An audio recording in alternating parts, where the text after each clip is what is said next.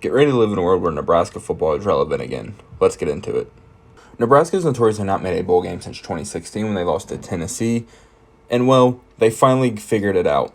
From long losing streaks to the Scott Frost era to finally getting the head coach job right. Prior to the 2023 football season, the Nebraska Cornhuskers hired Matt Rule, who had recently just been fired from the Carolina Panthers. And well, in his first year, they went 5-7. They were on track to finally make a bowl game, and they just had a late season collapse. Just a lot of bad quarterback play, and just a lot of bad offense in general alongside last season. But the one thing that team had that they will have this year is a great defense.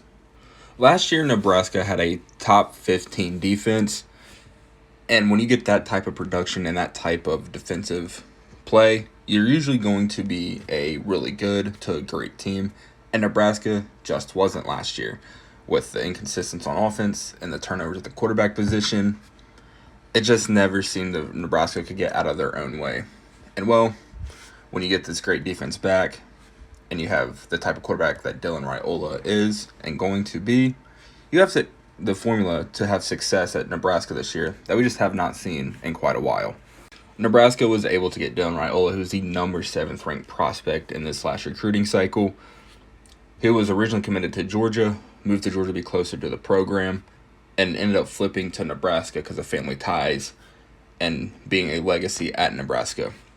Well, yes, being a true freshman starting quarterback is rough, and he will have his peaks, and he will have his valleys and go through struggles. But anything that Dylan Raiola gives you this year will be better than what they had last year. And I expect Dylan Raiola to hit the ground running. He's not going to put you in positions where you're having to play catch up. He might make a turnover here and there. Not might, he is going to make a turnover here and there just because of the nature of football and being a young quarterback. But his explosive arm and just his ability to manipulate a defense is going to do wonders for Nebraska and this program going forward. There's always the second year bump with Matt Rule's coaching career as well. His first year at Temple in 2013, Temple goes 2-10. The next year, 6-6. Baylor, first year, 1-11. The next year, 7-6. This past year at Nebraska, 5-7. Now, in terms of his college head coaching career, that is the best first year for a Matt Rule team. And I expect the same trend to continue with that second year of his team making a bowl game. And also, Nebraska's schedule breaks perfectly for them. They have UTEP, the game against Colorado, Northern Iowa. Then they get in the conference play, and you got Illinois. You're at Purdue this year, Rutgers. Then you're going to Indiana, and then you got the Ohio State game. There's a good chance Nebraska's undefeated going to that Ohio State game. And for some people, that might be crazy to think, but there's a good possibility they are. I think it's more than likely that they're 7-1, 6-2, but there's a world where that Ohio State-Nebraska game is 2 undefeated schools playing. And then after Ohio State, they have UCLA to take care of. And then to end the season, they're at USC against Wisconsin, and then they got the Iowa game in Kinnick Stadium. There's a world where Nebraska is a 1-2 loss team this year, and I don't think people realize that. Well, yes, the second year Matt Rule thing people talk about obviously Dylan Raiola, but it's not just Dylan Raiola. They have a great defense. They have great skilled players. Matt Rule is a fantastic coach. And this team and this program is just ready to rock. Matt Rule was recently on the Pat McAfee show on ESPN, and he talked about, well, they're never going to have that crazy amount of transfers coming into Nebraska, but it's always finding about the right guys that fit into their culture and what they are all about. And I think they did a perfect job of doing that this past recruiting transfer class.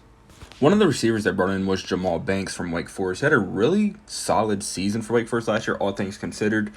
There was some quarterback turmoil just in terms of just bad quarterback play, which you really don't see from a Dave Clawson team. But I think with Dylan Raiola and this Matt Rule offense, Jamal Banks gives him a big body receiver on the outside for the true freshman.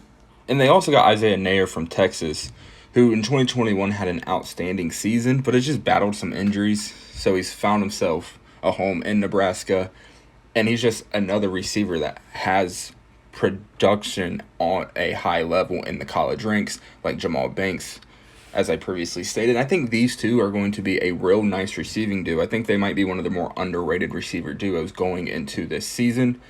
And I think Dylan Raiola and Isaiah Nair and Jamal Banks can just be really fun and exciting to watch on Saturdays. And it's not just Dylan Raiola. Nebraska finished with their 23rd ranked class. After a 5-7 season, I think that's a step in the right direction for Nebraska. They're also able to get Carter Nelson and Grant Bricks, a tight end and a tackle, respectively. And I think here, before we know it, those two will also be contributing to Nebraska the same way that Dylan Raiola is. I'm a Matt Rule fan, and I think Nebraska is about to take off. They might never reach the heights like they did in the 90s, just because of the way the college landscape is, but their athletic director seems to be all in. They have Matt Rule, who's an all-in type of guy. They have the quarterback of their future. They're supplementing with talent and athleticism around him. They have the great defense.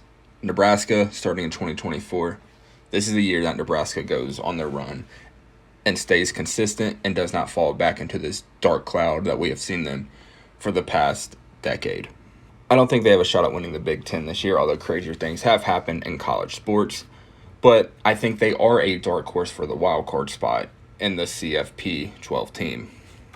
As always, thank you for watching. Please like, subscribe, and turn on post notifications. And let me know down in the comments, what do you think Nebraska's record will be at the end of this season?